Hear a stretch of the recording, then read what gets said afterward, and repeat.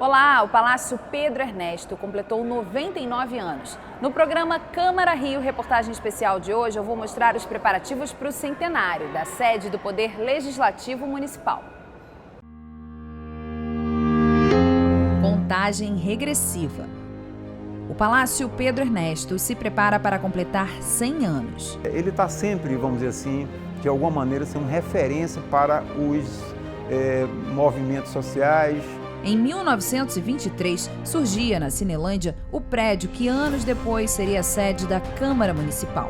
Desde o início, o palácio se destacou pela arquitetura eclética. Esse prédio espelha o orgulho que os poderes públicos tinham de administrar esta cidade, que era a capital do Brasil. Em 1974, o prédio ganhou o nome do médico e ex-prefeito da cidade, Pedro Ernesto. É um período que a arquitetura ela sofre uma riqueza de detalhes, mas ela é muito bem pensada, ela é equilibrada. Então o belo se torna eterno, né? Por aqui há uma vasta documentação histórica. De livros, diários oficiais, história da cidade, do estado da Guanabara. A Casa do Povo está de portas abertas ao público. Campanhas sociais e de vacinação foram realizadas. Se tornou um ponto avançado de vacinação da Secretaria Municipal de Saúde. A Câmara vive o presente pensando no futuro. É o primeiro prédio brasileiro certificado lixo zero. O Palácio se prepara para a grande festa que será o centenário. Uma peça teatral, né, retratando, mostrando a casa, né, e também falando sobre os fatos importantes que aconteceram aqui. Câmara do Rio, o futuro da cidade começa aqui.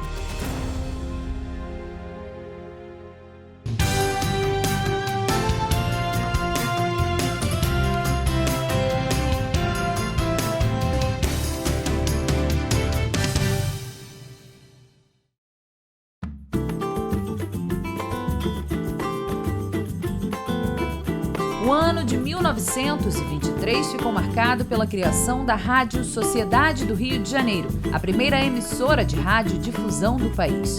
Foi também a inauguração do Hotel Copacabana Palace e o nascimento da cantora Emilinha Borba. Ai, ai, ai, menina, cuidado pra você não dar desgosto pro papai, menina. No ano de 1923, em um cenário republicano, nascia o Conselho Municipal, um prédio que se destacava entre os pontos turísticos da cidade. O nome Pedro Ernesto só foi dado na década de 70, como você vai assistir mais à frente. Na época, o Rio era a capital do Brasil e a inauguração aconteceu na gestão de Alaor Prata, então prefeito do Distrito Federal. O Palácio Pedro Ernesto fica na Cinelândia. Quando inaugurado, a praça era totalmente diferente. A Cinelândia tem esse nome porque aqui tinham várias salas de cinema. Bem em frente à Câmara passava o bonde. Hoje, com as inovações tecnológicas, o meio de transporte é o VLT, movido a eletricidade e com emissão zero de poluentes. O projeto do prédio é do arquiteto Heitor de Mello, que morreu antes do trabalho começar. Foi então que Arquimedes Memória e Francisco Couchet entraram em cena para dar continuidade. Com o estilo arquitetônico eclético, devido à mistura de elementos e concepções de estilos, o prédio começou a ser erguido em 1919, mas foi inaugurado somente em 1923. Na ocasião da construção e também da inauguração do Palácio Pedro Ernesto, havia em curso um projeto de ampliação das áreas da cidade. E a fachada desse edifício guarda algumas características típicas dessa época, né, professor? A ideia desses prédios, dessa arquitetura eclética, que eram muito bem detalhadas, muito bem trabalhadas, elas tinham a função de criar uma arquitetura que passasse por séculos, entendeu? Os arquitetos tinham uma preocupação muito racional, muito de fazer o belo. O belo, muitos definem, né? Há muitas definições, mas ele se torna eterno porque até hoje ele é admirado. A obra teve um custo altíssimo. Foram investidos 23 mil contos de réis, o equivalente a mais de 2 vezes o preço da construção do Teatro Municipal. Por isso, recebeu o apelido de Gaiola de Ouro. Esse prédio espelha o orgulho que os poderes públicos tinham de administrar esta cidade, que era a capital do Brasil. Não esqueça que em 1922 estavam celebrando o centenário da independência, então havia um reforço muito grande da nacionalidade, do que era nosso, do que era brasileiro. Ao mesmo tempo erguiam-se vozes contestadoras. Você tem a fundação do Partido Comunista em São Paulo, em março de 1922, você tem a revolta do Forte de Copacabana, no dia 5 de julho, das classes médias contra o governo, e você tem a Semana de Arte Moderna em São Paulo. É nesse meio, nesse cadinho entre a afirmação de uma nacionalidade, de uma vontade de ser brasileiro, de um desejo de mudança que surge essa Câmara. Esse prédio ele tem uma planta simétrica, ela tem um grande eixo, né, aquele que é onde está a bandeira do Brasil, podemos dizer assim, divididos em duas partes, dois grandes arrematados nas suas pontas, dois corpos soltos, com dois relógios, um marcando as horas, o outro marcando o dia do mês. O avarandado, os frisos na parte inferior são dois pavimentos, né, com pé direito altos, inclusive, como era a exigência do uso interno para a plenária, todo esse contexto. Localizado no coração da cidade, o prédio está cercado de preciosidades históricas do Rio, como o Teatro Municipal, a Biblioteca Nacional e o Museu de Belas Artes. Juntos, formam um dos mais importantes e belos conjuntos arquitetônicos do Rio de Janeiro.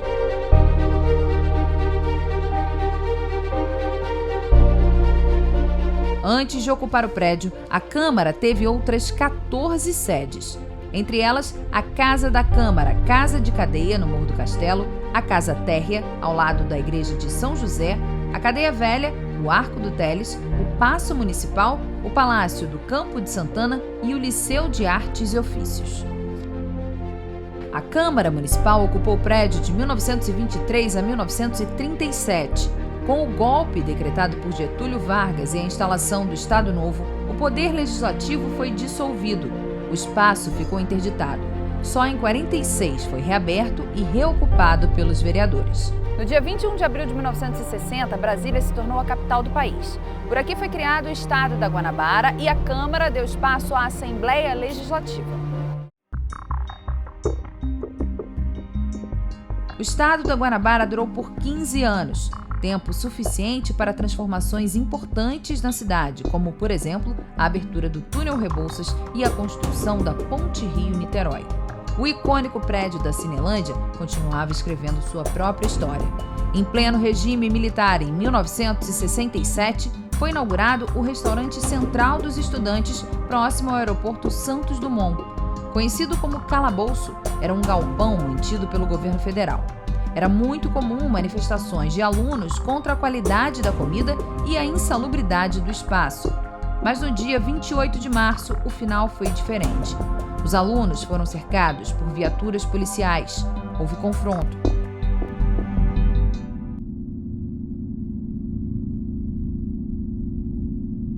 O estudante Edson Luiz de Lima Souto, de 18 anos, foi atingido com um tiro fatal no peito.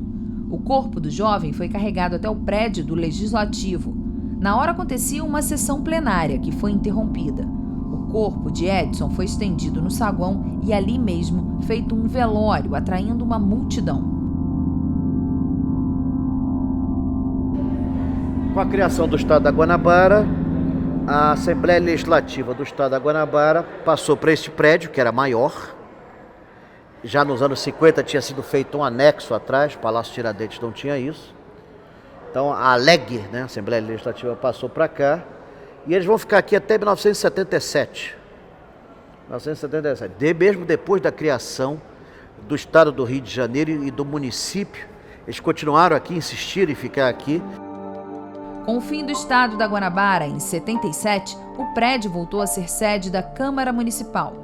Durante o período do regime militar, é claro que vamos dizer, as atividades políticas estão muito restritas, seja do ponto de vista dos direitos civis, porque as pessoas tinham medo de se manifestar, havia normalmente um cerceamento da liberdade de expressão, de organização e também restrição aos direitos políticos, porque, de fato, a ditadura militar, principalmente a partir de 1968, com o AI-5, termina, vamos dizer assim, restringindo ainda mais a liberdades políticas. Mas um pouco antes, em 74, o deputado estadual Gama Lima apresentou o projeto para dar o nome ao local de Pedro Ernesto. Pernambucano, médico, ele atuou com destaque na Revolução de 30. Foi o primeiro eleito na cidade, em 1922. Ele foi um dos prefeitos mais queridos e é lembrado até hoje. Era um prefeito que levava visitantes às favelas, prestigiava o samba, sendo dos primeiros a ir em desfile de escola de samba, subia morro sem problema nenhum. Então, foi um prefeito muito avançado para o seu tempo. Como prefeito, teve importantes ações na área da educação, com Anísio Teixeira, na área da saúde, na área do turismo. Pedro Ernesto construiu escolas e hospitais. Sua projeção política o aproximou de Getúlio Vargas. Quando Getúlio Vargas sofreu um acidente, vindo de Petrópolis para o Rio de Janeiro, caiu uma pedra no carro, feriu muito a primeira-dama, ele cuidou da primeira-dama e salvou a perna dela, coisa que os médicos consideravam como já perdida. Mas essa amizade não durou muito tempo.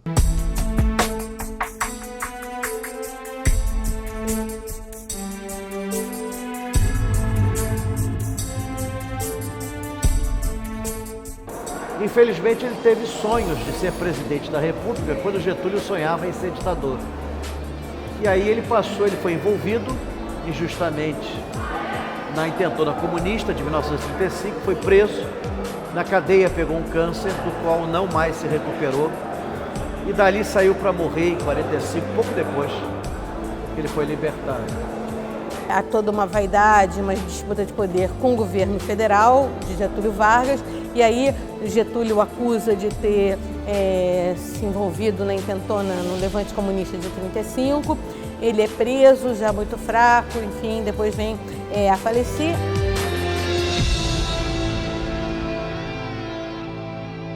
No próximo bloco você vai ver, o Palácio Pedro Ernesto guarda quadros que contam a história da cultura da nossa cidade.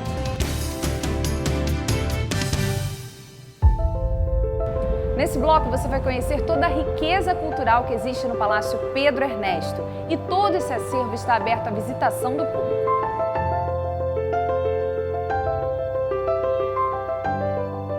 Quem passa pela Praça da Cinelândia pode supor o valor cultural que está dentro do prédio da Câmara Municipal.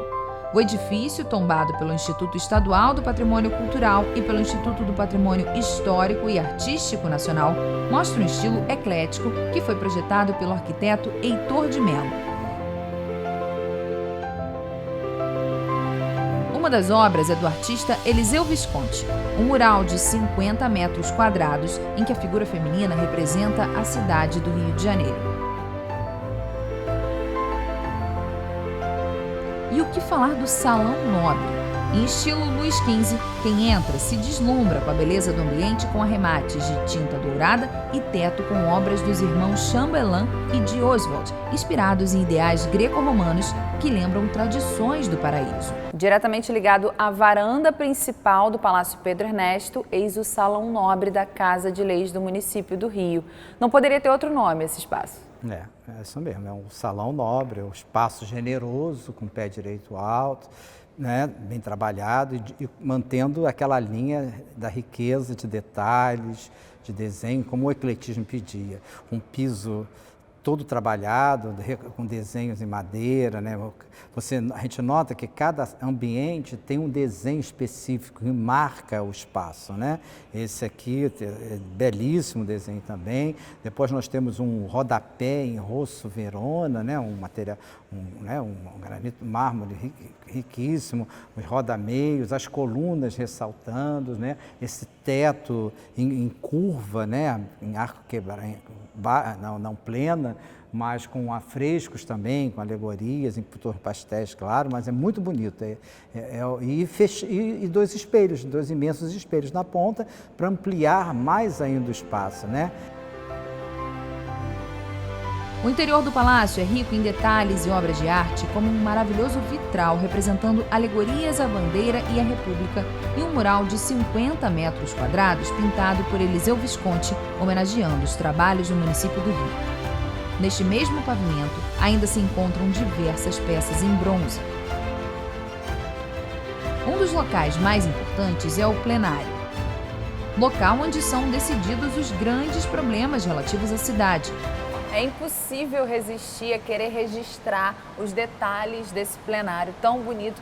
Chama muita atenção, claro, a alegoria de fundação da cidade, a abóbada com esse vitral representando a República e o que mais, professor? E muitas outras descobertas, né? Esse é o interessante dessa arquitetura, né? Os vários elementos que você vai percorrendo com os olhos e vai descobrindo, né?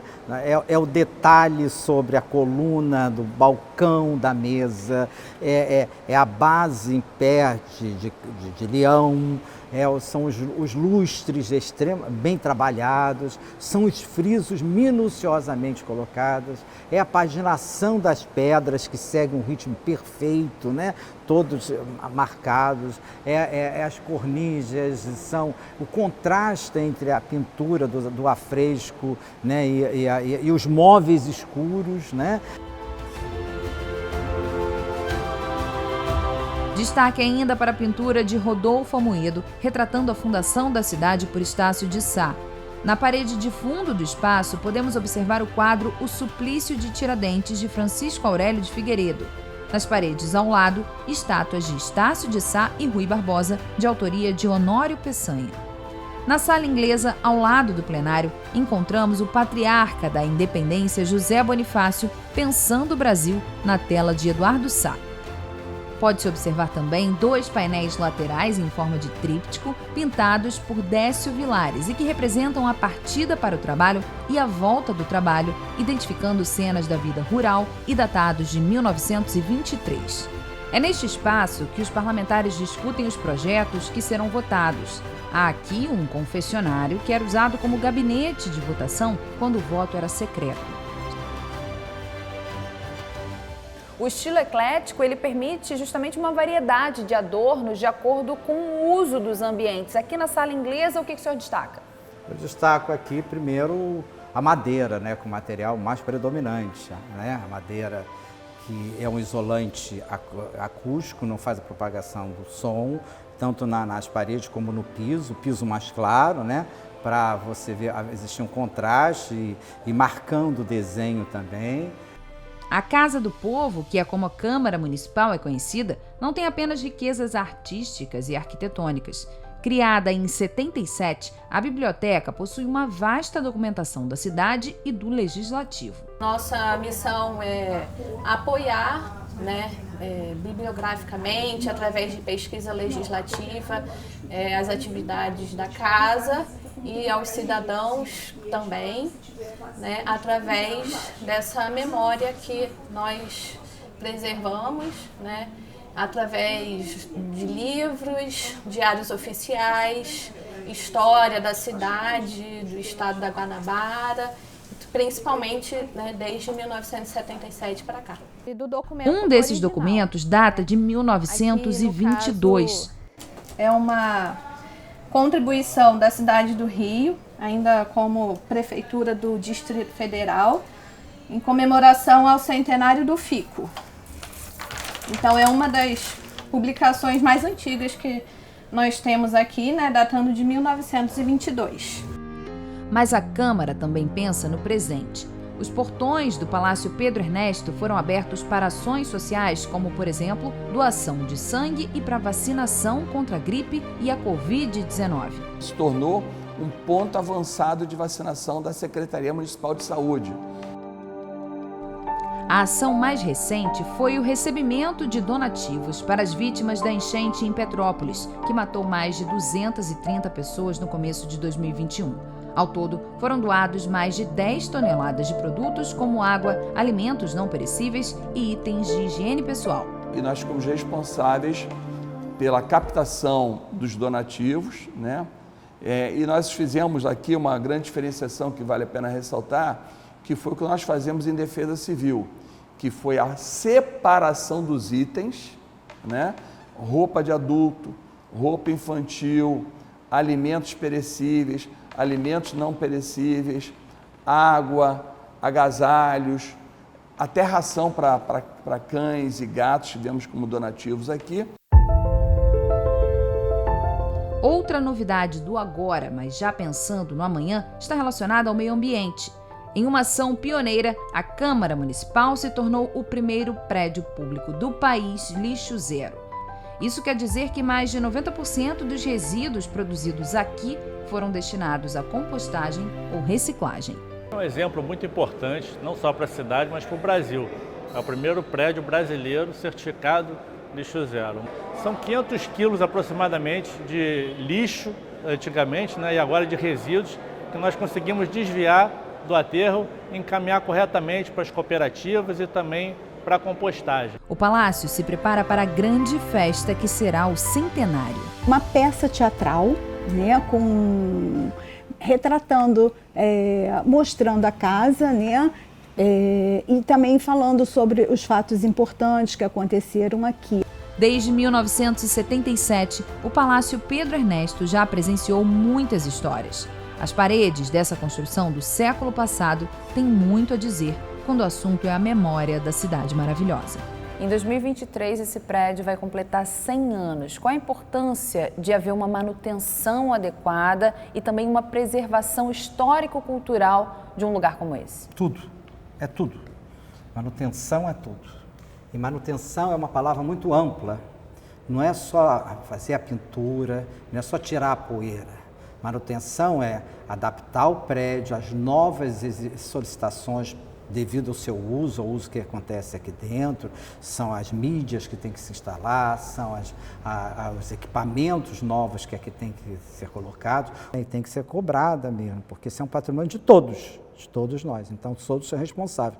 A partir do momento que as pessoas não se levantam, veem que o prédio não está bem cuidado, é assim mesmo? Não, tem que ser cobrado, tem que ser feita sabe, tem que ter uma participação de todos, né? Afinal de contas é minha casa também, como é sua, de todos nós. Ele está sempre, vamos dizer assim, de alguma maneira sendo referência para os movimentos sociais, para aquelas manifestações mais importantes do país.